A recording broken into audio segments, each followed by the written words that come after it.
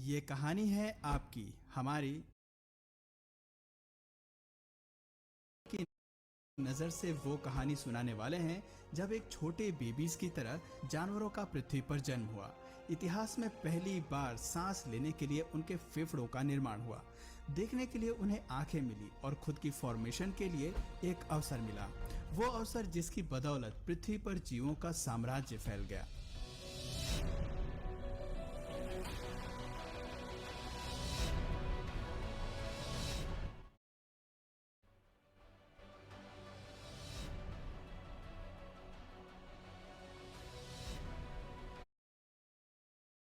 ऐसे खतरनाक वातावरण में बचना हालांकि मुमकिन नहीं था, लेकिन पानी में मौजूद ऑयली मटेरियल की वजह से पहले सिंगल सेल ने पनपना तय किया था। पर अपनी फॉर्मेशन के बाद ये सिंगल सेल कहाँ चुप बैठने वाला था। 3.5 बिलियन साल पहले जेनेटिक मैसेजेस और केमिकल इंस्ट्रक्शंस के चलते इस सेल ने खुद को पहली बार कॉपी किया। ये जीवन की पहली कड़ी थी जिसने पृथ्वी पर कुछ अद्भुत कर दिखाया था। अपने क्लोन को तैयार करके इसने धरती पर जीवन की शुरुआत कर दी थी। तब ये सेल नहीं जानता था कि आगे चलकर इंसान, जानवर, पेड़ पौधे, चिड़िया और मरीन एनिमल सब कुछ इसी से विकसित होने वाले थे। अपने क्लोन को बनाकर ये सिंगल सेल अब रिप्रोड्यूस करना सीख गए थे, जिसने धरती पर इनके सर्वाइवल के चांसेस बढ़ा दिए थे। 2 बिलियन साल तक रिप्रोड्यूस करते हुए सिंगल सेल की पीढ़ियों ने खुद को ऐसे ही कायम रखा। लेकिन फिर एक घटना ने सब कुछ बदल दिया। गलती से दो सेल्स का आपस में टकराव एक बाहरी बदलाव लेकर आया, जिसके तहत दो सेल्स आपस में मर्ज हो गए और इनके जीन्स भी आपस में जुड़ गए।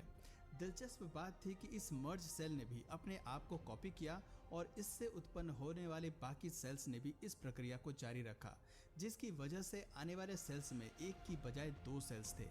अब ये सेल्स रिप्रोड्यूस करते गए, अपने आप को कॉपी करते गए और म्यूटेट होते रहे।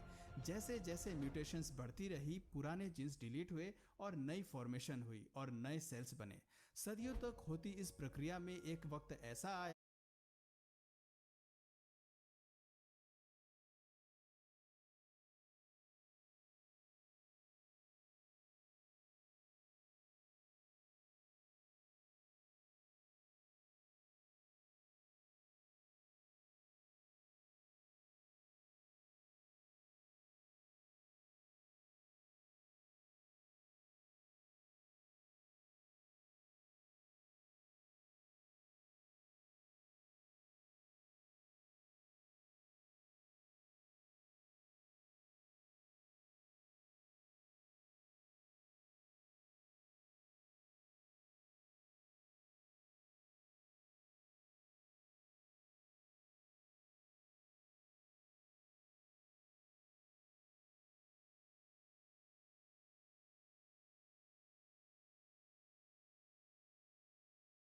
जब सेल्स एक दूसरे से बहुत अलग हो गए और इनसे कई बिलियन प्रजातियों का विकास शुरू हुआ। पानी के अंदर चल रही इस फॉर्मेशन से वहाँ कई प्रजातियां पनपने लगी, लेकिन जो हमारे विकास के लिए जिम्मेदार रहे वो थे 3 इंच लंबे वाटर वर्म। पानी के अंदर क्या आप इस जीव को देख सकते हैं? दरअसल ये हम हैं। आज से लगभग 550 मिलियन साल पहले ये वो समय था जब म्यूटेशंस के चलते मेल और फीमेल जेंडर का विकास हो चुका था। अब हमारा मकसद प्रजनन की प्रक्रिया से अपनी संख्या बढ़ाना था, ताकि ज्यादा से ज्यादा जीन्स को रिप्रोड्यूस कर सकें। इस दौर में अपने लिए साथी को ढूंढना बेहद मुश्किल था, क्योंकि मादा को पहचानने के लिए वाटर वॉर्म के पास ना तो आंखें थी और ना ही कोई दूसरा फीचर। ऐसे में समुद्र के काले अंधेरे में देखने की क्षमता का होना जरूरी था। हालांकि ये एक बड़ी बाधा थी, लेकिन इसको सुलझाना भी कुदरत को बहुत अच्छे से आता था। जल्द ही प्रकृति का सबसे अद्भुत और अनोखा आविष्कार दुनिया में आया। हम बात कर रहे हैं आंखों की, जिसने वाटर वर्म को पानी के अंदर अपने पार्टनर को देखने और ढूंढ निकालने की ताकत दी। इस आविष्कार के लिए सबसे पहले वाटर वर्म के कुछ स्किन सेल्स म्यूटेट हुए। अब ये जीव अंधेरे और उजाले में फर्क कर सकते थे, अपने लिए ज्यादा शिकार ढूंढ सकते थे और रिप्रोड्यूस करने के लिए अपने साथी का भी चयन कर सकते थे। इस तरह से वाटर वर्म ज्यादा समय के लिए जी सकते थे। लेकिन यही काफी नहीं था। वक्त के साथ साथ सेल्स में नई म्यूटेशन होने लगी, जिससे सभी जीवों में आंखों का विकास हुआ। आंखों के विकास के साथ ही पानी के नीचे जीव अब सब कुछ देख पाए।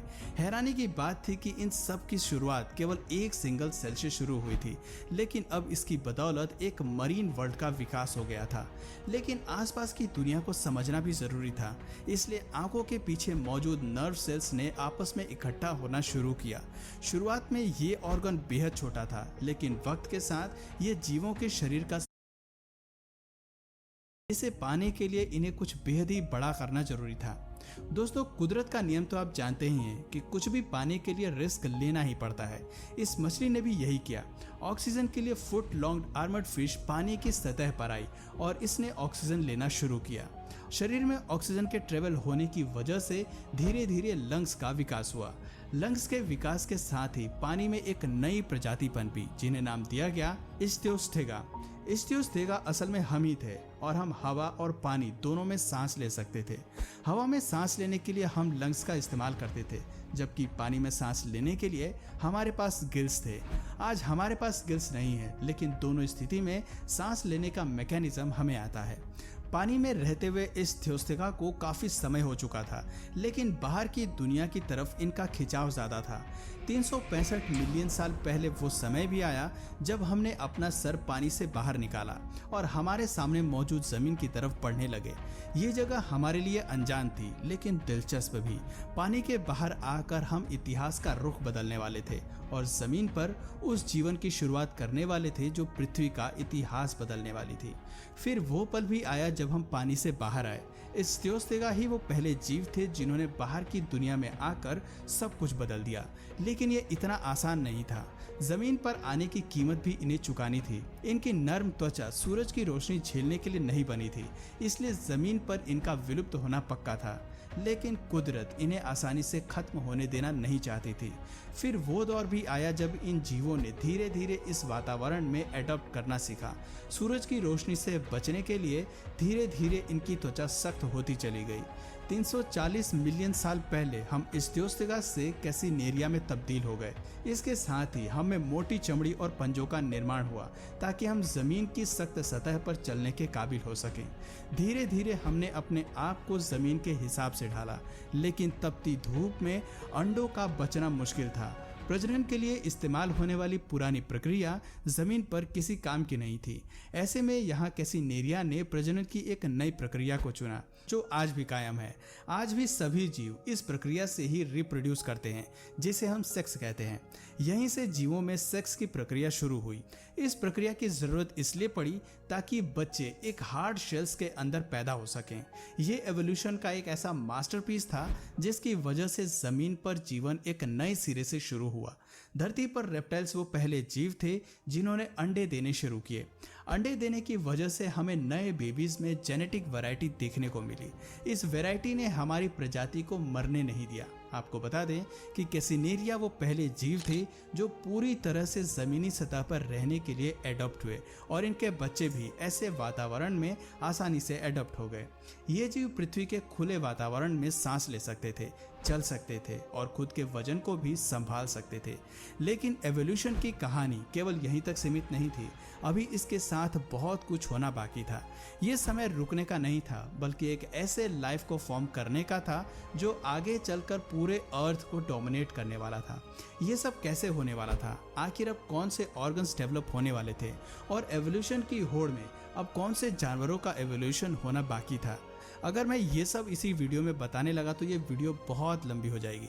अगर आप कहेंगे तो मैं इसका पार्ट 2 भी ज़रूर बना दूंगा, इसलिए अगर आप चाहें तो कमेंट में पार्ट 2 ज़रूर लिखिए। तो आज की वीडियो में बस इतना ही। अगर इस वीडियो से आपको कुछ नया जानने या सीखने को मिला या फिर इंटरेस्टिंग लगा तो प्लीज़ इस वीडियो को एक लाइक करके अपने फ्रेंड्स और फैमिली में से ज़रूर शेयर करें।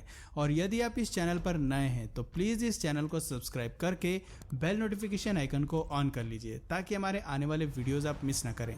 मिलते हैं फिर किसी वीडियो में नए टॉपिक के साथ। तब तक के लिए नमस्कार।